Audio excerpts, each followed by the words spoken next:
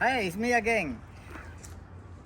To remove the dead flowers or dead bracts from a Bougainvillea plant is very easy. You just get the hand clippers or get a stick and do this. Do this.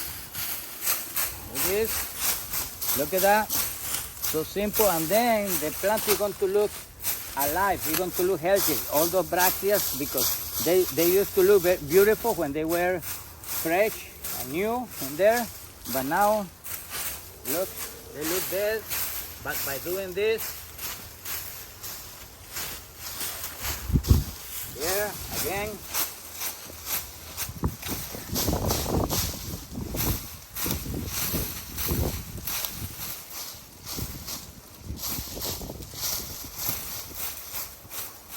it looks like new. Look at it. Nice and healthy, beautiful. Piece of cake, so simple. Okay, if you need my help to how to do that, give me a call. I will help you with a check here, check there, check here, check there.